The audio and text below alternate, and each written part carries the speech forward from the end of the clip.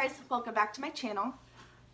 So today what we're gonna do is I'm gonna talk about gonna switch back to the CPS stuff and talk about the day that my daughter was taken.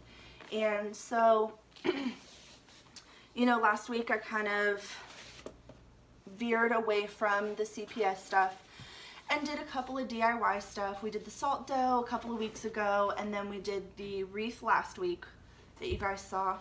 But yeah, I think I don't want to just make this a DIY channel. Of course, I do want to break stuff up as far as, you know, talking about just my story. I want to be able to put different people's perspectives into things and get my son toys. We got a little basket for him from the dollar store just to put his toys in, and he was just trying to get into it, so I just got him a couple of toys.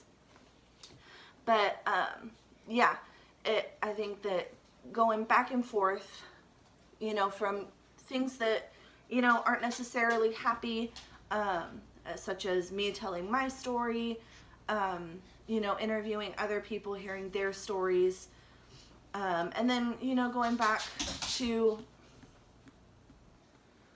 Jonathan's making the dog jump, going back and doing DIYs or clean with me's, stuff like that, just to kind of break up that unfunness that comes with talking about CPS.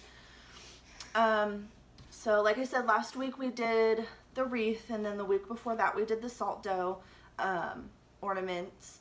Those all turned out really good. I would show them to you, but they're in the kitchen. But anyway, like I said, today we're going to talk about the day that my daughter was taken.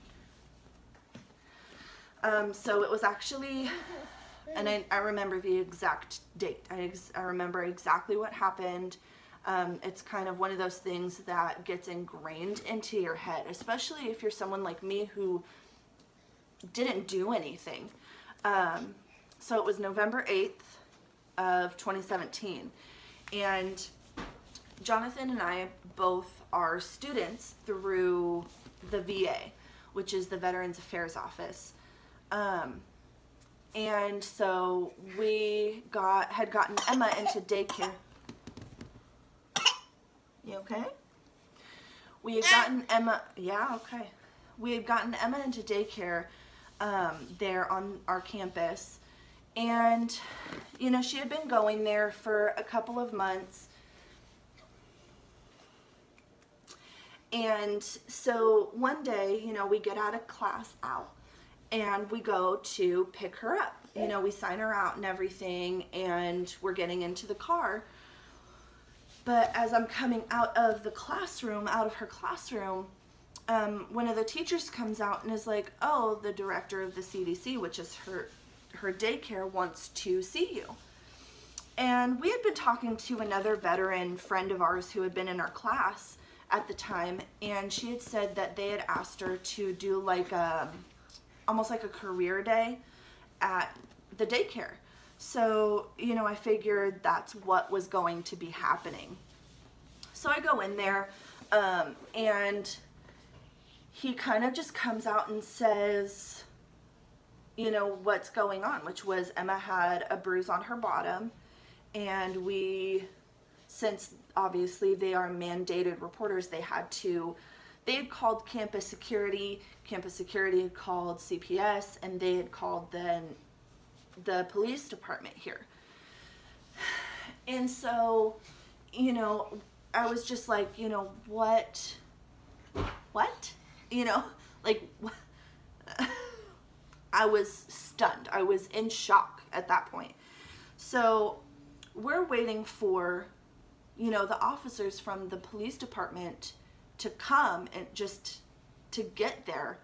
And then, you know, I'm sitting in the office. Jonathan's out at the car with Emma, you know, waiting for me to come back out. And then all of a sudden, he basically gets boxed in, because it's like this, almost like a little roundabout, because you can go, you know, regular traffic goes both ways, but there's only like a one-way area for dropping and picking up children. So they basically box him in on both ends so he can't get out. After all of this had happened and he had, you know, come home, he had told me that they made him sit down on the curb like he had done something wrong. You know, he had no weapons on him or anything. Anyway, so I waited like an hour. What are you doing? Like an hour just to talk to an officer or a detective from our police department here. And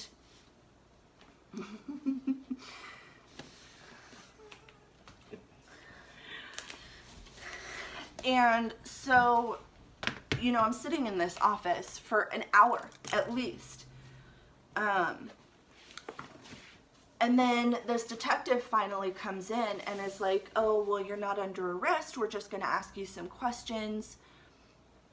And I was like, you know, okay, whatever. But they said that they wanted to do it down at the station. So that was red flag number one. And so, you know, we're like, all right, whatever. So the detectives had to call in, you know, they had a female passenger, all of this stuff for their logs. And so, you know, we head to the station. They have Jonathan follow us in the car. But before that happened, CPS had come and, you know, wanted to take Emma. You know, I didn't think that anything was going to come of this. So, you know, at that point in time, I was a little bit naive in all of this. And this is part of why I wanted to do this channel, was because I didn't want, you know, another parent to go through this. And after all of this, I'm going to be telling you what I hope you had gotten from this story. Obviously, I'm going to tell you, so you will get it. But I just want to get my story out there. So, you know, I had walked her over with one of the CPS workers. And, you know, it was difficult. Even just then, thinking nothing was going to come of any of this. So, you know, I walk her to the car, I say goodbye, I give her a hug and a kiss, and I'll see you later. And we go to the station.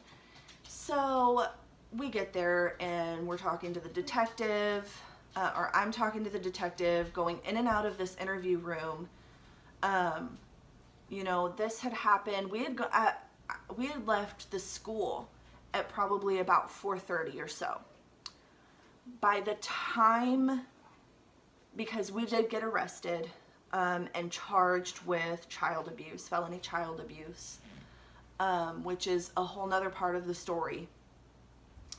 And when they were coming in to handcuff me, one, they didn't read me my rights. And I should have said something to my lawyer the day that I had gotten a lawyer. And they, as far as I know, they didn't have a warrant to take my child away from me. Yes, they are supposed to have a warrant to take your child from you. Even if they think that this child is in danger, they have to have a warrant to take your child from you.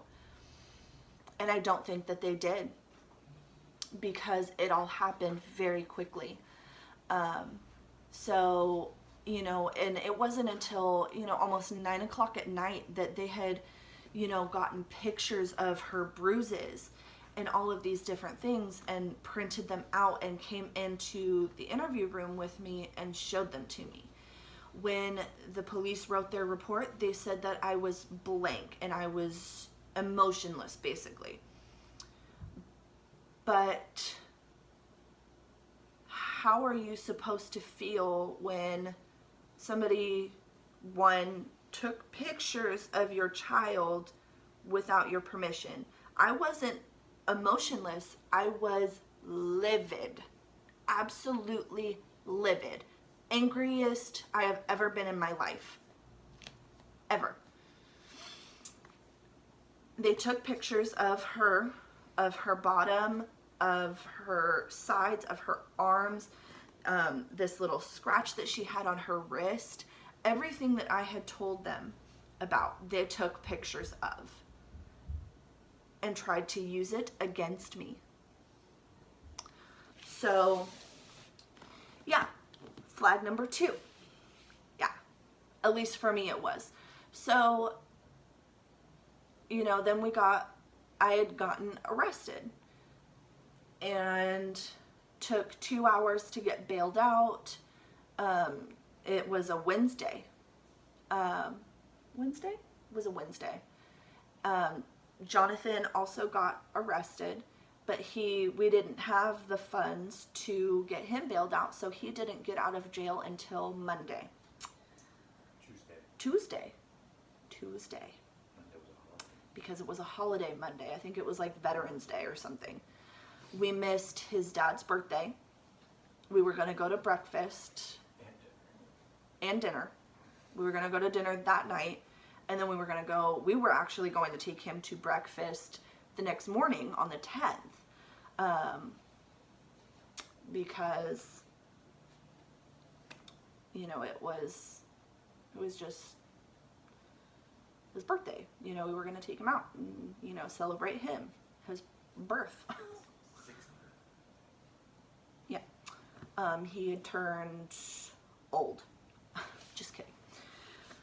But, you know, I had gotten bailed out. I think I had actually gotten back to our place. I think it was between 2 and 3 o'clock in the morning. So they took their sweet mother-loving time to do everything. I did not get my daughter back, obviously. And, you know, we have been going through this journey for 2 years, over 2 years now. You know, and it's difficult. So, you know, what I hope you guys got from this story is, as my pencil falls off of the table, you know, don't sign anything. Don't sign, even if you read it, don't sign it. Do not say anything. If they say, we want to ask you some questions, even if you think that nothing is going to happen, you're just going to be truthful, which is exactly what we did. We just were truthful. We talked about everything pretty openly. And we got arrested. Again, that's a whole nother side of it. I had 2 sides of my case. Was the family law side and the criminal side. Yeah. So, you know, if they say, oh, we just want to ask you some questions, just say, okay, I want a lawyer present. Anytime the police want to ask you questions, even though it may make you sound like you are guilty in any way, shape, or form, ask for a lawyer, because especially if your town is similar to ours, because we live in a relatively small town.